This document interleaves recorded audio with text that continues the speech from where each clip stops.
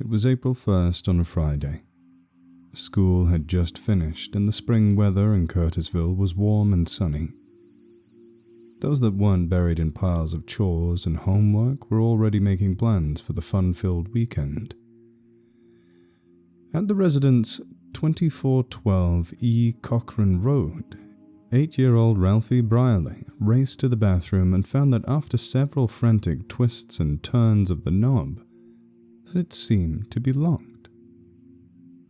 He paused to peer into the frosted glass window on the upper half of the door. Ralphie found it strange that the bathroom would even have a window when most bathrooms nowadays had a solid wood door.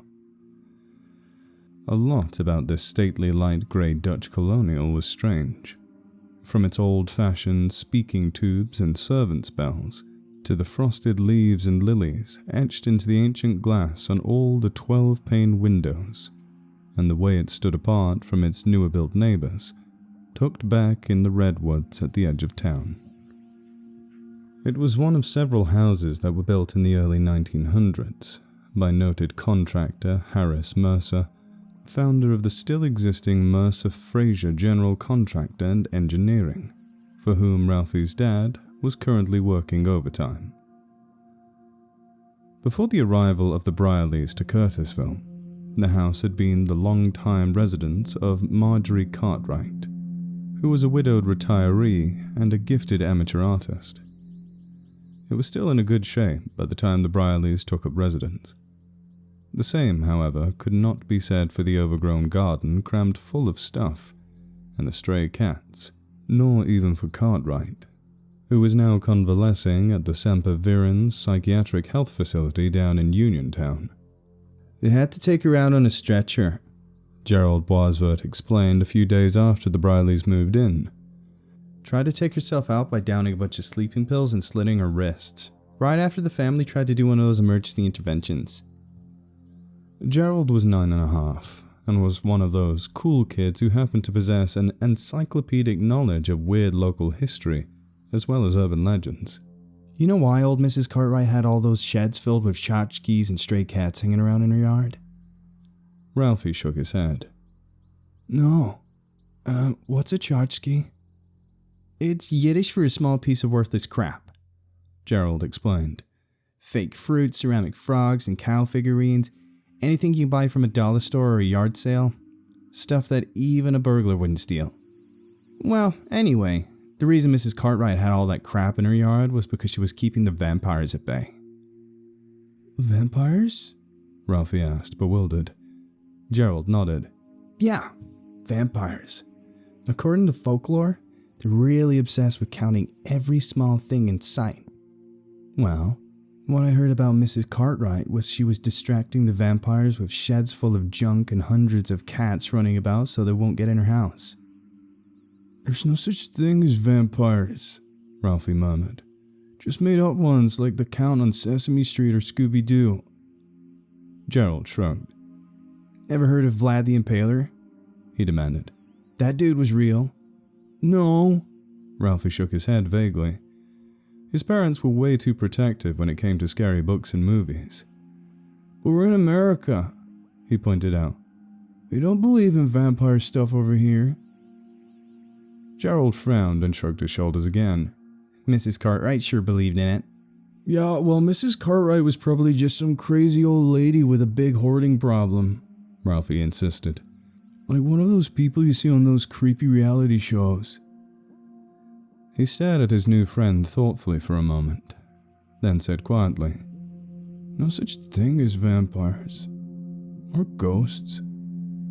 Dad said people can't come back from the dead like they do in the movies. They do around here, Gerald retorted, before abruptly changing the subject.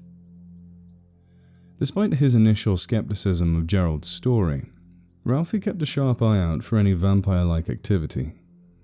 Much to his relief, nothing weird happened. All his new friends seemed human and normal enough, indulging in various video games and movies, or hanging out in the nearby cul-de-sac or backyard paradise or playground. Eventually, after much clearing, tearing down, digging, and animal control help, the Brierleys managed to restore the old English garden look. However, in spite of all their diligent restoration efforts, they still kept finding little tchotchkes, and they weren't just restricted to the garden area. They're inside the house too, concealed away behind the walls, behind baseboards and under floorboards, even in the window spaces of the ceiling beams. Everyone else thought this was strange, except for little Ralphie, who thought it was all pretty awesome. It was like Christmas and Easter combined, some strange new trinket always turning up in unexpected places. His sisters thought it was all due to ghostly pranksters or house sprites. His parents, being realists, thought it was more of Mrs. Cartwright's collection turning up. Ralphie didn't find the mysteriously appearing tchotchkes a problem. If there was a problem, it was with the bathrooms in the house. There was really only one decent bathroom in the entire house, and it was upstairs. The other, if you even consider it a bathroom, was a claustrophobic closet space next door to the kitchen that just had a toilet and a shower curtain for privacy. Mum was always harping on Dad to remodel it, but he never got around to it. Spiders and house centipedes seemed to congregate in that one area, presumably because they knew Ralphie was absolutely terrified of them and that he couldn't use the upstairs one on account of his older sister Lisa commandeering it for her personal beauty salon, leg shaving, cosmetic counter, and fashion show wardrobe. At least she didn't do it every day of the week, which was a relief. Or that his middle sibling, 14-year-old Marley, wasn't a fashion freak and a bathroom hog. Even better. He still couldn't figure out how Lisa always managed to pick the exact time he was heading to the bathroom upstairs. But she had already barricaded herself inside, humming tunelessly as she devoted herself to yet another marathon makeover session of primping and preening in front of the mirror, while posing for her imaginary photo shots. Ralphie wiped his sweating palms on his pant legs and squinted in puzzlement at the dark window. It couldn't have burnt out again so soon. Maybe Lisa had it off because she was trying out some weird glitter gal or some hair dye that only glowed in the dark or under black light. Nothing weird about a locked dark room, he told himself sternly. Just Lisa wasting her time as usual, messing with her looks. Nothing wrong with that. Still, he couldn't help staring at the door. His hands clenched a little as a sudden chill crept up his arm. Stupid, he muttered to himself. You're being stupid, Ralphie. It's all just in your imagination. Nothing to be afraid of here. Frowning determinedly, he made himself go over and peer into the window. Pressing his snub nose against the cold glass, he listened with growing concern. Then he went and tried the knob again. It was still locked. Shifting his gaze back toward the window, he thought he saw the curtain twitch, but couldn't be sure. Ralphie shivered suddenly, feeling again that cold chill prickling his spine and scalp, like hundreds of invisible bugs crawling all over his skin. He tried not to think about what Gerald had told him just a few days earlier, about old Mrs. Cartwright's attempt. When they eventually found her the next day, she was in the bathroom upstairs with an X-Acto knife beside her. Strange how there wasn't much in any way of blood, considering the extent of her injuries, or that the wounds were more like jagged teeth marks rather than knife cuts. Jeez, Ralphie, he shook his head in disgust. You're getting nutty as that old lady Cartwright. Gerald just has a wild imagination, even though he knows a lot of stuff. Nothing to be afraid of here. Still he stood there, facing the door, rubbing his arms and palms. Where's the cold coming from? It's really freezing in here. He looked up and down the deserted hallway, trying to see if a window had been left open. As he was thinking of whether or not to get his mum, a flickering yellow light suddenly came on behind that frosted glass. Ralphie started, taking a few steps back. Funny how the light seemed dimmer than before.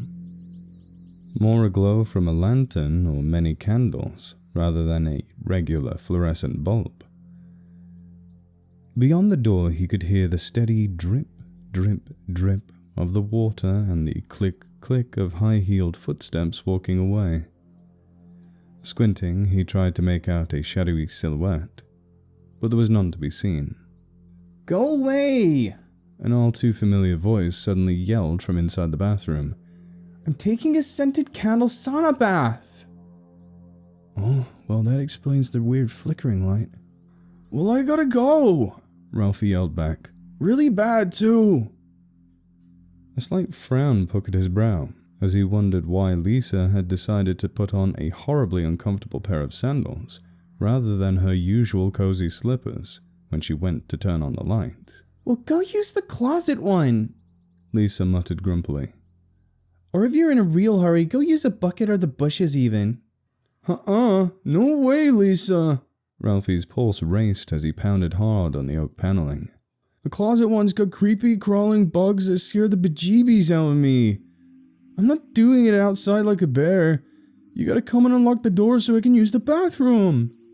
"I'm not leaving this tub," his irate sibling called out. "Not when Auntie Flo's paying a visit." "What?" Ralphie's brow furrowed in puzzlement.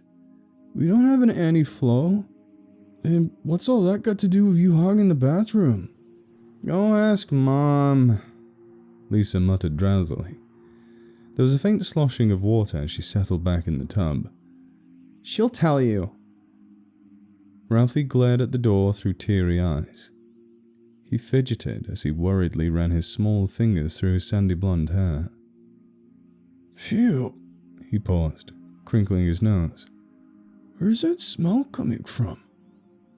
Scowling, he sniffed several times before recoiling in terror and total disgust. Complete panic engulfed him as he banged furiously on the door. "Lisa, are you smoking something really gross?" "Am I what?" "Smoking something gross," Ralphie demanded as he cupped his hands over his nose.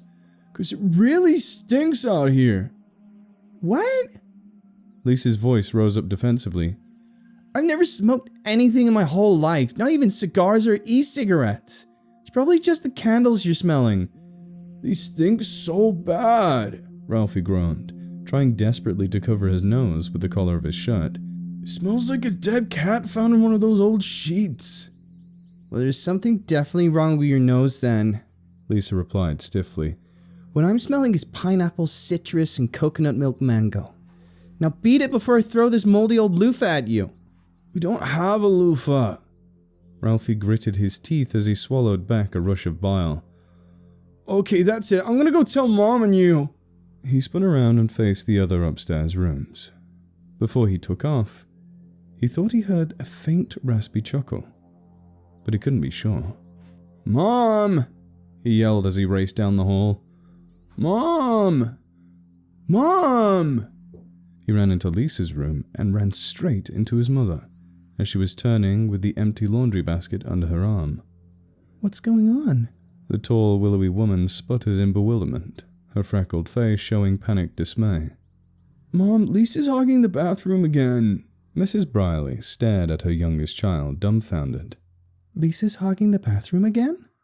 "Yeah, she's hogging the bathroom," Ralphie repeated furiously, flailing his arms around in wild frustration. "And she's stinking up the place where there's sauna-scented candles that smell like roadkill. I gotta go really bad, but she won't let me in there and she's making me sick. Make her get out so I can go." A few minutes of silence followed as Mrs. Brierly continued to stare at him, wide-eyed with mouth slightly agape. Then her gaze slowly shifted to over her shoulder. Baffled at her reaction, Ralphie stared back.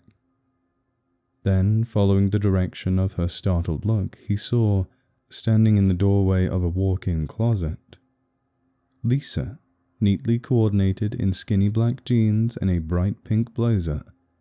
Her flaming red hair was tied back with a bright green scrunchie, the exact matching color of her eyes. "What are you talking about?" Lisa asked, a deep frown marring her pretty, freckled features. I was here all along trying to improve the feng shui of my bedroom by reorganizing my entire wardrobe. Ralphie continued to gape at her, his eyes blinking like a befuddled frog. The ache in his bladder was warring with the rolling acid in his gut, both threatening to explode at any minute. And I don't use scented candles! Lisa's indignant tone snapped him out of his shocked daze. They're a fire hazard as well as a health risk. Who wants to live in a house stinking like a flower fairy just throw up there? Let alone a sun-baked possum casserole. No thank you. So, that wasn't you? Ralphie blurted out. Lisa snorted.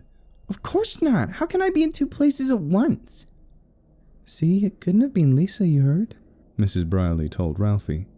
It must have been Marley playing an April Fool's prank on you. Marley doesn't play pranks, Ralphie grumbled. And she doesn't hog all the hot water and use stinky new agey candles. It sounded more like Lisa talking.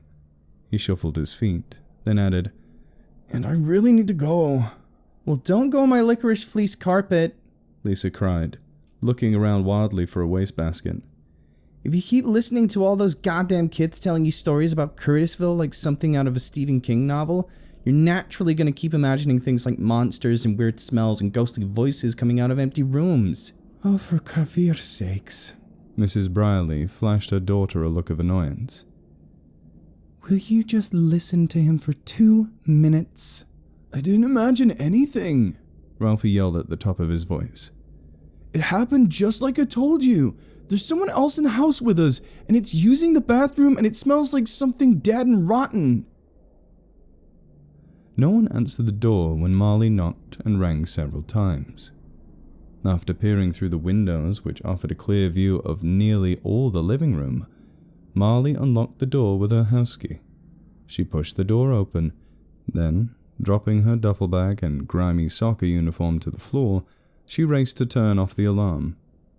After disarming it, she walked to the kitchen for some Gatorade before clumping up the stairs, heading straight for the bathroom, and as she neared the door, she froze to a sudden halt, with one hand to grasp the knob. Eyes wide, she slowly drew her hand back and clenched it tightly at her side. Her skin began to prickle as every hair on the back of her neck and arms shot up straight. She stood there, eyes riveted on the window of the bathroom. The muslin curtain was gone, and she could see right inside the room itself. Only it wasn't the same spacious bathroom she was familiar with. Stained floorboards had replaced the blue and white tile, and instead of the enclosed porcelain tub, she saw a lead-lined, claw-foot monstrosity fastened to the right-hand wall, with a moldy wrap around the shower curtain. Instead of bright sunlight, a pale moon shone in through the window on the far wall. She cringed with revulsion and cold dread at what she saw next. Severed, dried, human hands with long burning candles screwed into the nails were arrayed around the dismal drab room, casting odd flickering shadows across the lime-coated walls. Marley's eyes widened even further, her jaw dropping. She heard rustling to the right, and then nearly swallowed her tongue in shock when she saw it. A long-fingered, bony hand poking through the shower curtain and drawing it slowly aside. The corpse candles flared brightly for a moment and went out. The room immediately turned to darkness. There was no moon now peering through the dimly lit window. The room seemed to swarm with squirming, twitching shadows, and she thought she heard faint rustling, like hundreds of rats or roaches crawling over.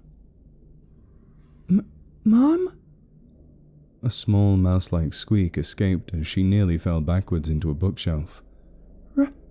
Ralphie? Lisa? She never expected to see a tall silhouette emerging suddenly from the darkness beyond the glass panel.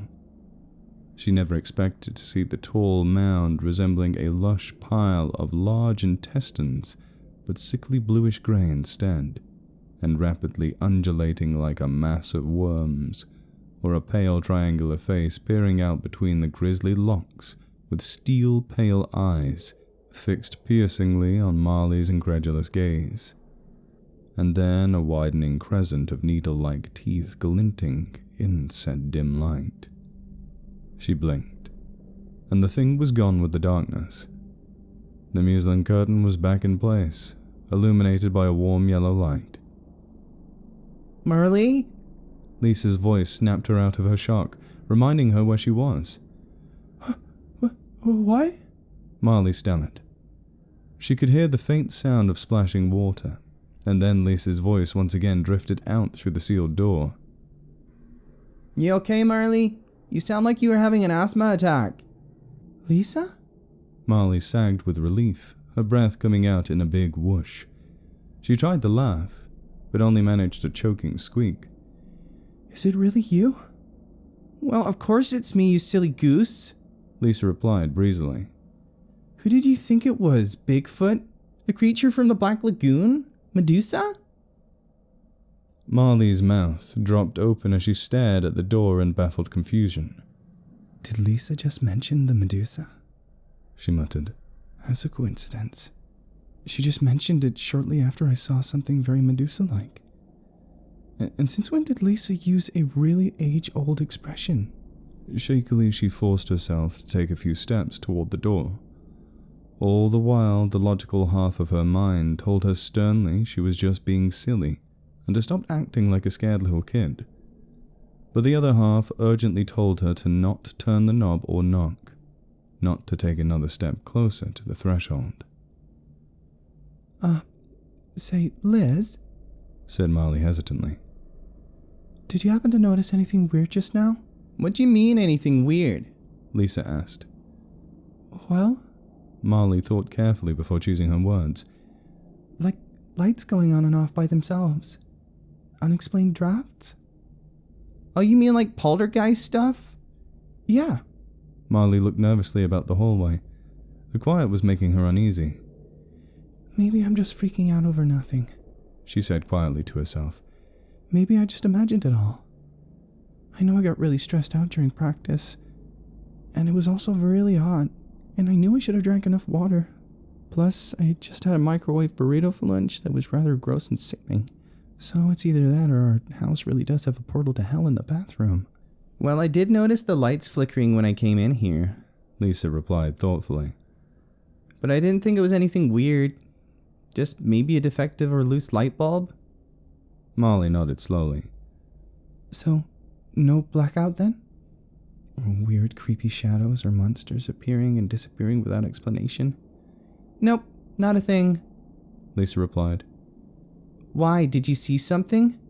Is it something serious I should know about?" Marley thought for a while. "Not really," she finally said. "I just thought I saw the bathroom light blink on and off suddenly, that's all." She shrugged nonchalantly as her mind arrived at the conclusion that what she must have witnessed was actually due to a panic attack caused by stress and dehydration. "Lisa will just think you're weird if you tell her about the horrifying vision you just had. She'll probably just tell her friends that you're a spooky, psychic nutcase. She'll never want to be in the same house with you ever again." "Well, I'll just go wash up in the kitchen instead then," Marley said casually. "Try not to stay in there too long or else you'll end up looking like Grandma." Turning away, she expected Lisa to answer back with a sarcastic comeback, but instead her sister gave a tinkly laugh. Marley stopped abruptly in mid-turn and shot a startled look back at the door. Did I just hear my normally bitchy sister give a high-pitched giggle? Her nose crinkled when she suddenly caught a whiff of a pungent odor, like burnt resin and singed rope, mixed with a combination of skunk, rotten fruit, and a sweaty armpit. "Oh, she's smoking a joint. Well, that explains her good humor." Struggling dismissively, Molly turned around and headed towards the stairs. "If she gets caught by Mom, it's not my problem then." She went downstairs to the living room, where she retrieved her duffel bag. As she strode toward the kitchen, she stood still for a moment, looking back and listening intently. The silence here was deafening, like it was upstairs. but she felt a current of cold air brushing past her elbow, accompanied by a faint but rancid smell.